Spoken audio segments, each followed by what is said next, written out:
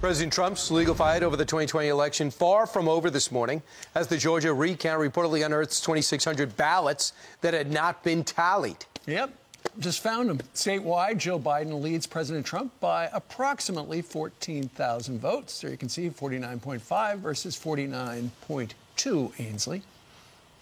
That's right. And here now is Fox News contributor, former House Oversight Committee chairman, and author of Doesn't Hurt to Ask, Mr. Trey Gowdy. Hey, Trey, good to see you. Hey, Ainsley. Morning. How are you? Good morning. So from a legal standpoint, what is the path here? Well, the path for Republicans needs to be every legal vote is counted and no unlawful votes are counted. And Ainsley, that needs to be true whether it's fraud or just simply a mistake. And it needs to be true whether the errors are consequential or dispositive or not. I mean, we should have zero margin for error in something as important as our presidential election. So, yeah, true, 2,600 votes would not be sufficient to change the outcome in Georgia. But my interest is not just in changing outcomes. It is making sure the next election, this one and the next one, we can all have confidence in it. So keep going based on the evidence. How much longer do you think he has? Until states begin to certify their election results, and then I guess on December the 14th when the Electoral College meets. But, you know, it is not, to me, just about the election we just had. I mean, if memory serves, we have 2 more elections coming up in Georgia in January, and then sure enough, we're going to have another presidential election. We should have zero acceptance for error, whether it's fraud or mistake, in our presidential elections. Well, Trey, you know there are so many stories out there and so many suggestions and a lot of rumors about what may or may not have happened. And so, you know, we're still in that gray area right now.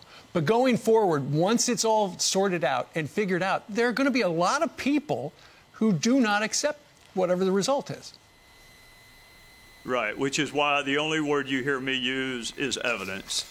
I can't traffic in rumors. I have to be able to cross-examine it. So that's why I like the courtroom. There are rules. You present your case. Yeah. I mean, look, television's easy. I mean, I can say what I want on television, but cross-examine the evidence. So for everyone who has claimed X, at some point there needs to be an accounting for what you've claimed, and there needs to be a consequence if you have overstated your case, which is why you never hear me say widespread fraud. I don't want isolated instances of mistakes. It doesn't have to be fraud for me. Even an innocent calculation error, I don't want us to have those in presidential races.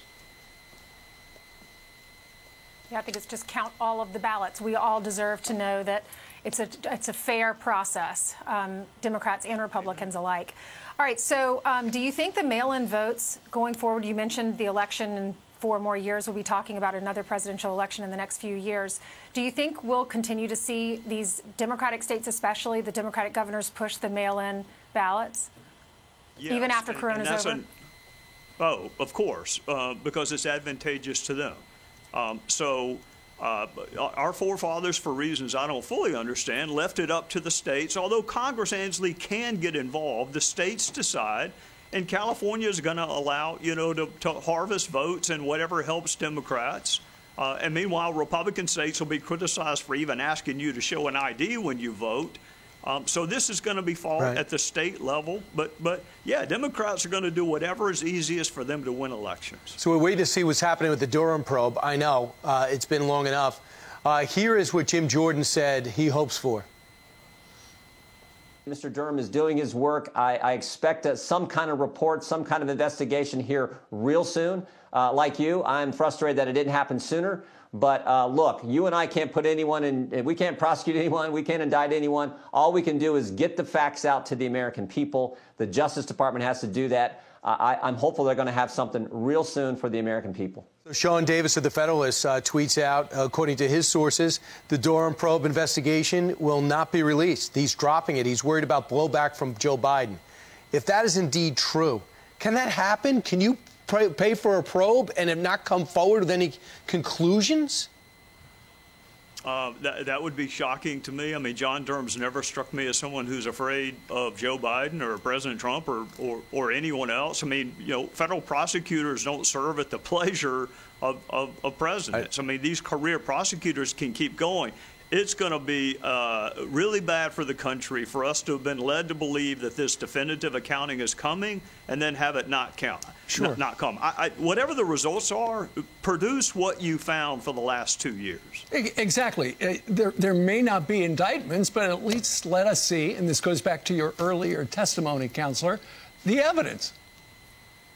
Yeah, I mean, indictment, that's the highest form of sanction we have in our culture. I don't like malfeasance. I don't like negligence. I mean, if people abuse their position, it may not be indictable, but we still need to know about it. I mean, we got to have confidence in the FBI. So, you know, John Durham, whatever you found, good, bad, or indifferent, you need to present it. My sense is he's not afraid of Joe Biden or anyone else.